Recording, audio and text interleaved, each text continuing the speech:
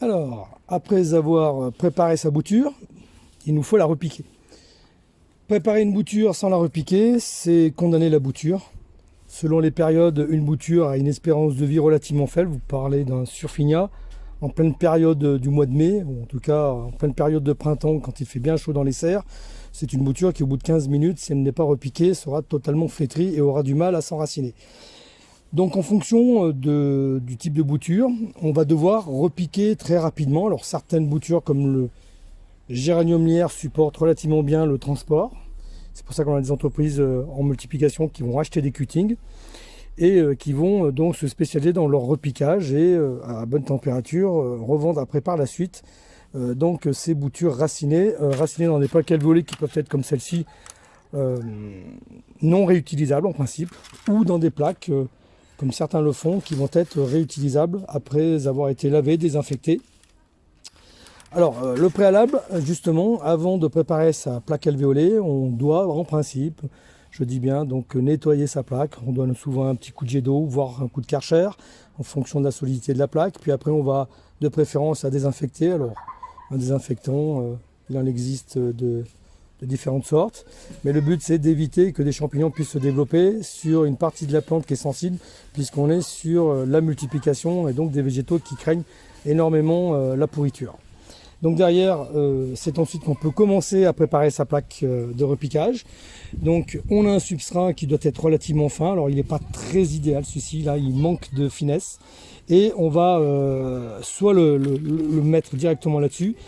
Pour ma part, donc sur des substrats sans perlite, ce sont des substrats qui vont être réservés pour la période estivale, la période où il fait beaucoup plus chaud. En période hivernale, automnale, il est préférable d'y rajouter un peu de perlite. Alors certains achètent directement les substrats avec un pourcentage de perlite. Cette perlite est un élément qui se désagrège et qui est donc en fait bourré d'air. Cet air va permettre justement d'alléger ce substrat, de le rendre moins asphyxiant, donc il risque de moins garder l'eau et du coup on va avoir un terreau qui va entre guillemets sécher plus rapidement. Alors vous allez me dire mais le but d'un substrat c'est de conserver l'eau si on veut qu'il y ait un enracinement. Oui, mais l'excès d'eau peut amener justement à faire pourrir les boutures. Pardon. Donc le but de notre bouturage, c'est d'obtenir des racines, certes, mais sans perdre la bouture. Voilà, donc à vue d'œil, on le voit, la quantité de perlite qui ressort dans le substrat. Il me paraît convenable, il y a cette perlite. On peut très bien en rajouter en fonction du risque de la bouture vis-à-vis de l'excès d'eau. Derrière, s'il y a un dessèchement de la plaque alvéolée, il suffira simplement de l'arroser. Il vaut mieux arroser à nouveau une plaque alvéolée qui est en dessèchement qu'une plaque qui a déjà trop d'eau et qui risque de se retrouver par l'excès d'eau à faire pourrir les boutures. Donc derrière, on n'a plus qu'à remplir la plaque. Alors pour remplir la plaque, donc déjà on s'arrange qu'il n'y ait pas de motte, donc on va essayer d'émietter ce substrat en commençant de préférence sur les alvéoles, sur les côtés parce qu'on les oublie que trop peu souvent, parce que ce sont celles qui se remplissent moins facilement, et on remplit à ras-bord, en excès même. Alors, différentes techniques.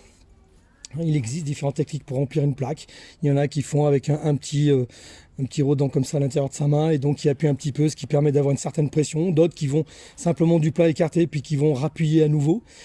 Quoi qu'il arrive, le but de ces différentes techniques, c'est d'arriver à avoir une certaine quantité de substrat dans la plaque alvéolée sans qu'on en ait de trop. C'est-à-dire qu'il ne faut pas que ça soit bourré, asphyxié, tassé, mais il ne faut pas que ça soit trop aéré non plus. Parce que si on veut qu'une bouture s'enracine, il faut qu'on ait une certaine quantité d'air, mais pas trop non plus. Donc le juste milieu, c'est avec l'expérience, on s'aperçoit que là par exemple j'en vais l'excès, une simple pression du doigt va permettre par exemple de se rendre compte ici qu'elle est très peu remplie sur le côté, et on voit bien que sur le milieu, quand j'appuie sur le milieu, même si j'ai commencé par les bords, c'est déjà beaucoup mieux rempli que sur les côtés.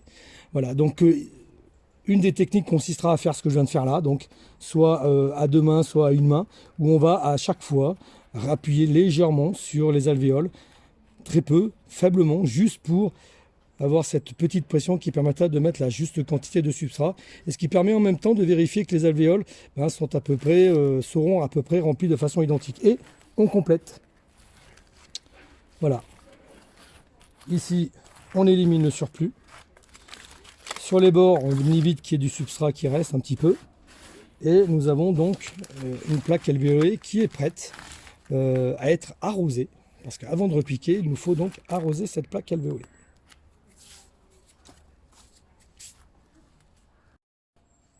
Alors comme je disais, une fois qu'on a préparé sa plaque alvéolée, avant de repiquer, il nous faut arroser cette plaque alvéolée. Donc on va se munir d'un arrosoir muni d'une pomme.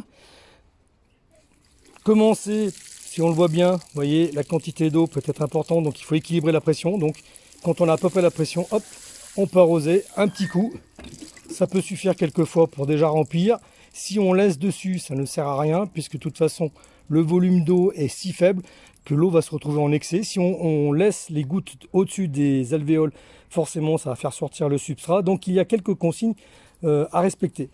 Donc, je recommence un petit coup si je trouve que ma plaque manque d'eau. Vous voyez, on la voit se remplir. Et si j'avais continué à arroser, forcément, j'aurais eu un excès d'eau. Voilà, un petit dernier coup. Et ça suffira.